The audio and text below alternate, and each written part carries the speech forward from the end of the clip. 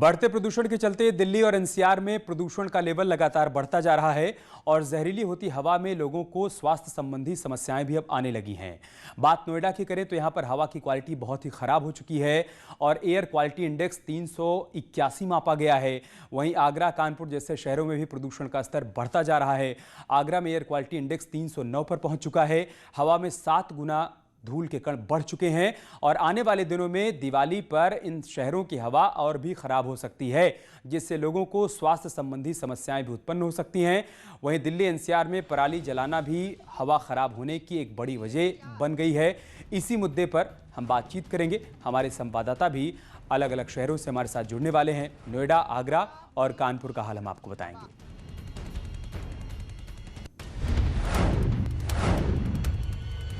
प्रदूषण में घुटने लगा दम।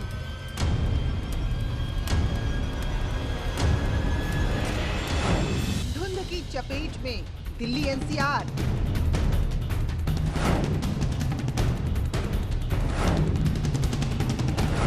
खराब हुई शहरों की हवा। नोएडा, गाजियाबाद समेत कई शहरों में बढ़ा प्रदूषण।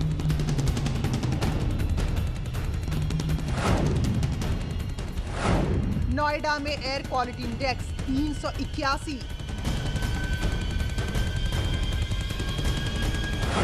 खतरनाक लेवल पर हवा की क्वालिटी।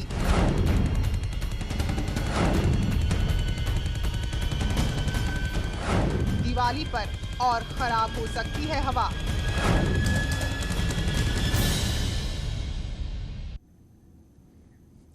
और आगरा से हमारे संवाददाता हिमांशु इस वक्त हमारे साथ जुड़ चुके हैं और कानपुर समेत गंजू हमारे साथ जुड़ चुके हैं, जबकि राजीव तिवारी हमारे साथ नोएडा से जुड़ चुके हैं। राजीव, मैं शुरुआत आपसे करूंगा।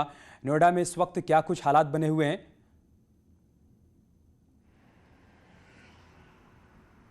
देखिए, नोएडा में पूरी तरह से धुंध अभी है। सुबह के 10 बज गए हैं, लेकिन जो धुंध है वह छटा नहीं है। सूर्य के प्रकाश के बाद नहीं छटा है। पूरी तरह से कहा जा सकता है कि नोएडा शहर धुंध की चपेट में है। यहाँ पे जो वायु प्रदूषण का लेवल है वह हर रोज बढ़ता जा रहा है। अगर आज की बात की जाए तो आज जो मापा गया है वो 381 है, जो बहुत ही खतरनाक है। अगर बात किया जाए यहाँ के सांसद महेश शर्मा से, तो उनसे मेरी जो बात हुई सुबह फ़ोन पे, तो उन्होंने बताया कि मैं एक डॉक्टर भी हूँ और पूर्व पर्यावरण मंत्री भी हूँ, तो यह बहुत ही चिंताजनक है। लोगों को भी अपनी जिम्मेदारी निभानी चाहिए, सरकार के भरोसे नहीं रहना चाहिए। लेकिन सबसे बड़ा सवाल यह है कि जिस तरह से लगातार प्रदूषण बढ़ रहा है, उससे लोगों के जीवन के लिए खतरनाक साबित हो सकता है। डॉक्टरों का कहना है कि सांस संबंधित कई बीमारी हो सकती है और जिन लोगों को अस्थमा जैसी बीमारी है उनका जीवन खतरे में पड़ सकता है। तो तमाम सेंटर तो बनाए गए प्रदूषण को कंट्रोल करने के लिए, लेकिन जिस तरह से लगातार प्रदूषण बढ़ रहा है यह चिंता का विषय बना हुआ है। ठीक है, आगरा चलते हैं। हिमांशु वहाँ से हमारे साथ जुड़े हुए हैं। हिमांशु, आगरा में प्रदूषण का लेवल क्या है और उसकी रोकथाम के लिए क्या कुछ इंतजाम किए जा रहे हैं? जी, आगरा में प्रदूषण की स्थिति खतरनाक हो चुकी है और अगर 24 घंटे की बात करें तो एयर क्वालिटी इंडेक्स 309 जरूर दर्ज किया गया है, लेकिन शहर के पीपल मंडी इलाके में 400 से ऊपर था एयर क्वालिटी इंडेक्स, जो कि अत्यंत खतरनाक है। और 400 किलोमीटर सड़कें जो है जनपद की वो खुद ही पड़ी हैं, उनसे धूल उड़ती है। इसीलिए आगरा में 7 गुना बढ़ गई है धूल के कणों की मात्रा एयर में। और जो बेहद चिंताजनक है, शहर में जहां खुदाई होती सड़कों की, तो लोहा मंडी इलाके में तो पानी का छिड़काव 2-3 बार किया गया, जब न्यूज 18 पर खबर चली थी 2 दिन पहले। लेकिन बाकी जगह एनएच पर जो काम हो रहा है उस पर कोई छिड़काव नहीं है, जिसका नतीजा है कि जगह जगह धूल उड़ रही है। साथ ही साथ कूड़ा जलाने पर एनजीटी की सख्त रोक है, लेकिन कूड़ा सुबह होते ही जला दिया जाता है, जिसकी वजह से हालात खतरनाक है। ये तो अभी शुरुआत है और ठंड की दस्तक हुई है। चूंकि हवा नहीं चल रही, ठहराव है हवा में, इसलिए प्रदूषण बढ़ता जा रहा है। लेकिन जब दिवाली आएगी और अगर हालात यही रहे इसी तरह से, तो जब पटाखे फूटेंगे तो और ज़्यादा पर्यावरण प्रदूषित होगा। सबसे ज़रूरी यही है कि एनजीटी के आदेशों का अगर पालन कर लिया जाएगा तो हॉस्पिटल में अस्थमा के मरीजों को भी चिंता नहीं होगी और नए सांस के इसमें हर किसी को अपना रोल निभाना होगा हिमांशु। इसमें न सिर्फ प्रशासन और शासन को अपना रोल निभाना होगा, बल्कि हम सबको भी अपनी जिम्मेदारी समझनी होगी। अमित के पास चलते हैं, कानपुर। अमित, क्या अपडेट है वहां से?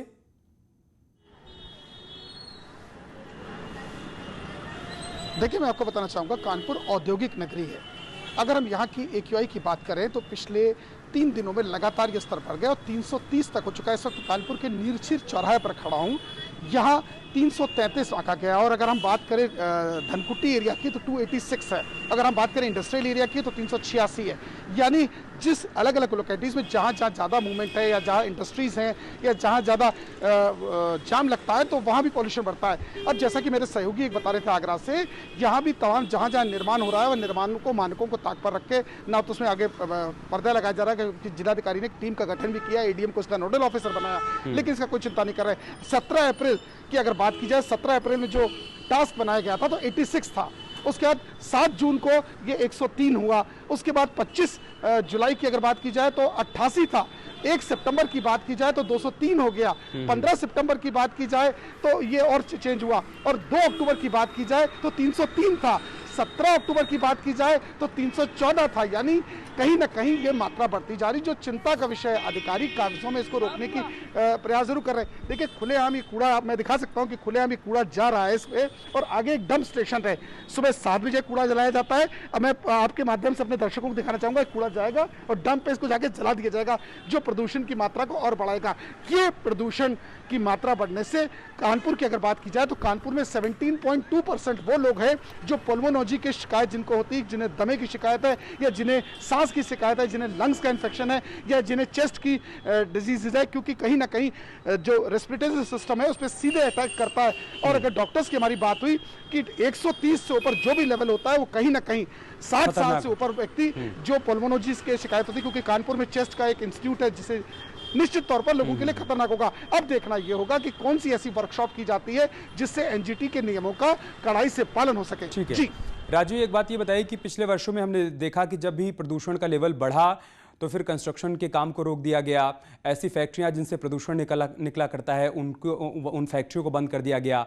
क्या प्रशासन की तरफ से इस दिशा में कोई प्लान तैयार किया जा रहा है क्या कि आगे अगर प्रदूषण का लेवल और बढ़ता है, हवा में जहर और ज़्यादा घुलता है तो ऐसे कदम उठाए जा सकते हैं? बिल्कुल, अगर देखा जाए तो पिछले साल जो प्रदूषण का लेवल था उसके बाद पूरे मामले में सुप्रीम कोर्ट इन्वॉल्व हुआ और सुप्रीम कोर्ट के निगरानी में जो प्रदूषण नियंत्रण अथॉरिटी का गठन हुआ वह काम कर रही है। और 15 अक्टूबर के बाद पूरे दिल्ली एनसीआर में डीजल के जो जनरेटर थे या तमाम जो प्रदूषण फैलाने वाले उपक्रम थे सबको बंद कर दिया गया। लेकिन अभी भी देखा जा रहा है कई सोसाइटी में मनमाने तरीके से इसको इम्प्लीमेंट किया गया है। प्रशासन को और एक्शन में आना होगा। और अभी भी कंस्ट्रक्शन के जो काम हो रहे हैं वहाँ पे हालांकि एनजीटी के निर्देश के बाद पानी का छिड़काव तो हो रहा है, लेकिन जो धूल उड़ रहे हैं और तमाम जो औद्योगिक इकाई है वहाँ भी प्रदूषण के और गंभीरता से सोचना होगा। तो तमाम तरह के अभी जो बातें सामने आ रही हैं उसको लेकर। ठीक है राजीव, बहुत शुक्रिया आप तीनों का हमारे साथ जुड़ने के लिए और तमाम जानकारी हम तक पहुंचाने के लिए। और अब खबर बरेली से, जहां पर दबंगों ने युवक की पिटाई कर दी। मानसिक रोगी युवक की लाठी डंडों से पिटाई की गई है। 3 दबंगों ने मिलकर युवक को बुरी तरीके से पीटा है। शीशगढ़ थाना इलाके के मानपुर की घटना है। पुलिस ने तीनों आरोपियों को गिरफ्तार कर लिया है। युवक की पिटाई का वीडियो अब तेजी से वायरल हो रहा है। बरेली की तस्वीरें हम आपको दिखा रहे हैं, जहां पर इस युवक को बेरहमी से पीटा गया है और पीटने वाले तीनों आरोपियों को पुलिस ने गिरफ्तार कर लिया है।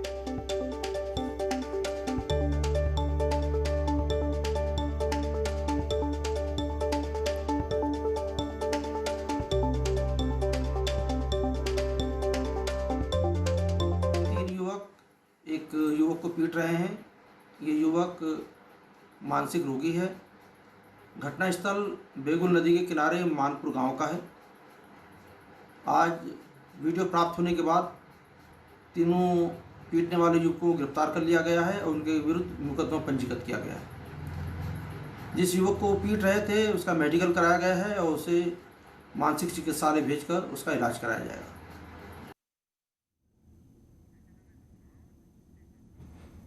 और अब खबर कानपुर से है, जहां पर नशे में धुत ऑटो चालकों के बीच मारपीट हुई है। पैसे के लेन देन को लेकर विवाद हुआ।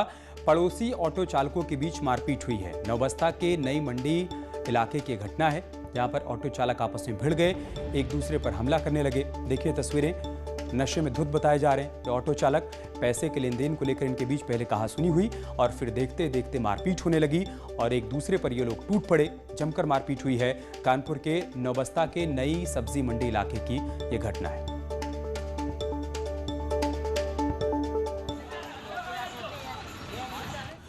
और कानपुर से पिटाई की एक और तस्वीर आई है, जहां पर दबंग ने युवक को पीटा है। रोड रेस की घटना में युवक की पिटाई कर दी है। बर्रा थाना इलाके की घटना है। कार से बाइक टकराने के बाद युवक को बुरी तरीके से पीटा गया। पिटाई का वीडियो अब सोशल मीडिया पर वायरल हो रहा है। तो कानपुर में रोड रेस की मामूली घटना में कैसे मारपीट हुई है, ये तस्वीरें देखिए आप। बाइक सवार युवक से कार में टक्कर लग गई, जिसके बाद कार सवार शख्स नीचे उतरा और उसने इस युवक को बेरहमी से पीटा है। इस दौरान मौके पर तमाम लोग भी इकट्ठा थे, लेकिन किसी ने जहमत नहीं उठाई इस युवक को बचाने की।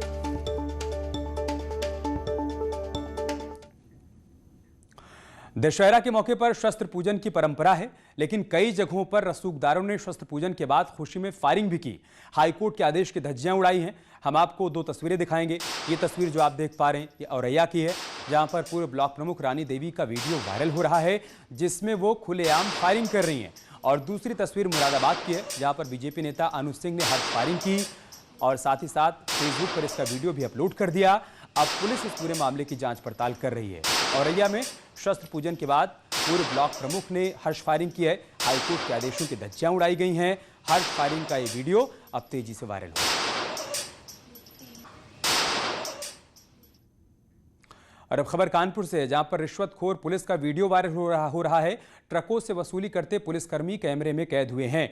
PRV 0441 का ये वीडियो बताया जा रहा है। हाईवे पर ट्रकों से ये लोग अवैध वसूली करते हैं। नौबस्ता इलाके में अवैध वसूली की तस्वीरें कैमरे में कैद हुई हैं। तस्वीरें देखिए आप। PRV का पुलिसकर्मी कैसे ट्रक के पास जाता है और वसूली की रकम लेकर वहां से चलता बनता है। ये खेल यहां पर ऐसे धड़ल्ले से चल रहा है। अधिकारियों ने अभी तक इस वसूली का संज्ञान नहीं लिया है।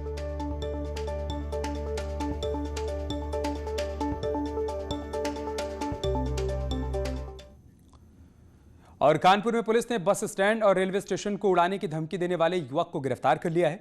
पुलिस ने सर्विलांस की मदद से उसके लोकेशन को ट्रेस किया और उसे गिरफ्तार कर लिया। युवक के पास से पुलिस को फर्जी पहचान पत्र और मोबाइल फोन बरामद हुआ है, जिससे उसने फोन किया था। पुलिस अब मामले की विस्तार से जांच पड़ताल कर रही है। गिरफ्तार अरशद अली के पास से एक वोटर ID कार्ड बरामद हुआ है, जिसमें उसने अपना नाम राहुल सिंह दर्ज कराया है। पुलिस पूरे मामले की गहनता से जांच पड़ताल कर रही है। अरशद अली नाम का व्यक्ति है, जिसने बार बार कॉल की। इसने कल भी कॉल की थी, जिसमें इसने ये कहा था कि ये शांति निकेतन है, उसको बम से उड़ा देगा रेलवे स्टेशन के लिए। आज भी इसने कॉल करके ये कहा कि ये आज बस स्टैंड को और रीजेंसी हॉस्पिटल को बम से उड़ा देगा। ये हॉक्स कॉल थी। इसको पुलिस के द्वारा अरेस्ट कर लिया गया है। इससे एक ID जो बरामद हुई है वो राहुल सिंह ठाकुर के नाम से ID मिली है। बाकी हम डिटेल्ड इंटेरोगेशन कर रहे हैं। और अब खबर कानपुर से, जहां पर दबंगों ने पथराव किया है। पैसे के लेन देन को लेकर पथराव हुआ है, जिसमें 2 लोग घायल हो गए हैं, जिन्हें हॉस्पिटल में भर्ती करवाया गया है। ये घटना बर्रा थाना इलाके के वर्ल्ड बैंक इलाके की है, जहां पर पथराव हुआ है और इस पथराव में 2 लोग घायल हो गए। दबंगों के बीच पथराव की जानकारी सामने आई है। तस्वीरें देखिए आप। कानपुर के बर्रा इलाके की तस्वीरें हैं, जहां पर दबंगों ने एक दूसरे पर पथराव किया है। वजह बताई जा रही है कि पैसे के लेन देन को लेकर विवाद हुआ और फिर बाद में एक दूसरे पर ये लोग पथराव करने लगे और इस पथराव में 2 लोग घायल हो गए हैं, जिनको अस्पताल में भर्ती करवाया गया है। ये घटना है कानपुर के बर्रा इलाके की, वर्ल्ड बैंक के पास की। श्याम हमारे साथ फोन लाइन पर जुड़ चुके हैं कानपुर से। श्याम, क्या जानकारी इस पथराव मारपीट को लेकर?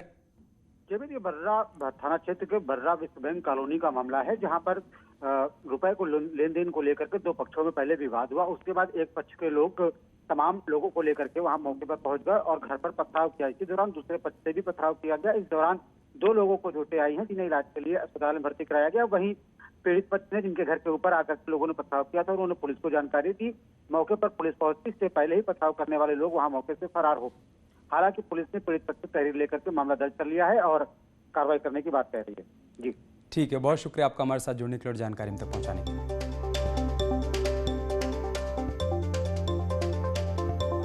पुलिस को फोन कर इसको।